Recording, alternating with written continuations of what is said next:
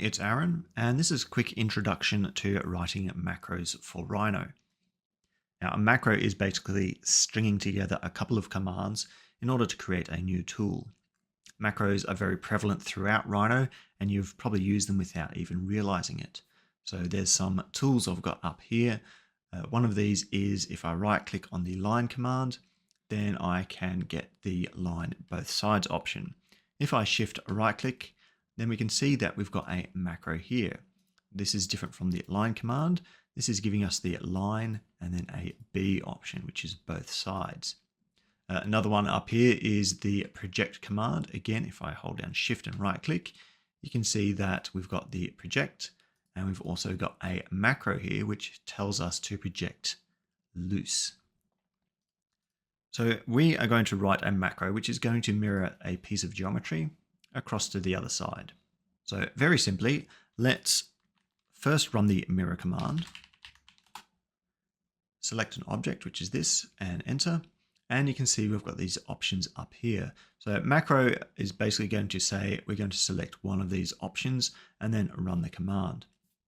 Now the green line in the center of my screen, this is the y-axis. So I want to mirror across the y-axis. And if I come up here, we can see we've got the Y is underlined. If I click on this, we've mirrored across, and then the command is finished. So that's what I want to do. I want to do this as a macro without having to click on the Y-axis option. So let me find a macro editor. This is a little bit of an easier way to write macros. Let's come to Window, Panels, and then down the bottom here, we've got the macro editor.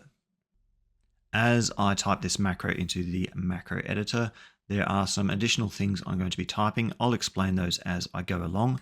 The first is going to be an exclamation mark. This is going to terminate any currently running command and lets me run this new command. The next is going to be an underscore. And if you're using Rhino in a language other than English, say Italian or French, then we can use the English word or the English command in those different languages. I'm using Rhino in English, so it doesn't matter too much to me, but if you're using it in a different language, then you can use the English command by using the underscore. So next comes the command itself. This is going to be mirror. So I can run this command, I can run this macro from the macro editor by pressing the play button or the run command. And it's asking me to select the objects to mirror. Now this macro is going to work best if my piece is pre-selected. So let me escape. I'm going to select my piece and run the mirror command. And you can see that we've jumped to the options in the command line. Now the option I want is a Y for Y-axis. You can see that the Y has an underscore.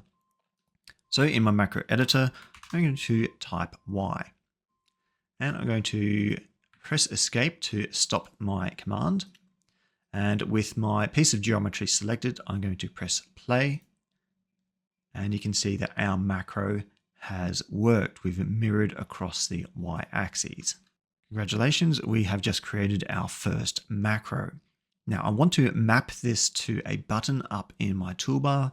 So whenever I want to mirror a piece of geometry, I can just come and one click to mirror that. So I've got some space up here. The first thing I'm going to do is copy my macro. Up here in my toolbar, I'm going to right click and say I want a new button. I'm going to leave the new command option selected, press next. And I'm going to call this mirror x/y, or actually it's going to be y/x.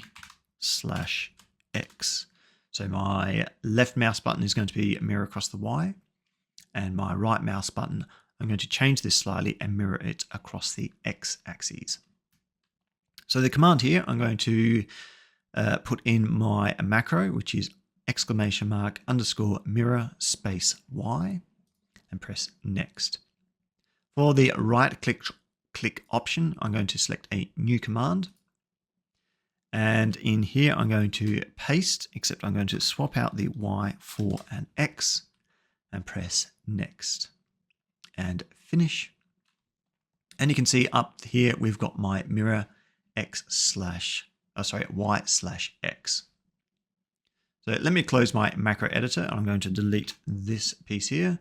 And with the piece on the right selected, I'm going to left click, and you can see our macro has worked. I'm going to right click, and you can see it's worked as well, mirroring across the x-axis. Let's put our macro to some use now, and we'll see how useful this really comes in. I've made this half of a ring, and I've got some pieces here I want to start mirroring. So these ones here are going to be mirrored across the x-axis. This claw is going to be mirrored across the x-axis. This claw here is going to be mirrored across the x-axis.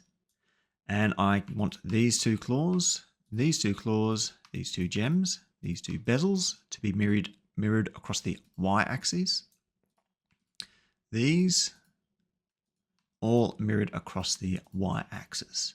So you can see just how powerful that is and how quickly I can take my geometry and create some symmetry by mirroring across these two different axes. We'll build on this macro and create some more macros in future videos, but for now I'm going to say thank you very much for watching, and I'll see you in the next one.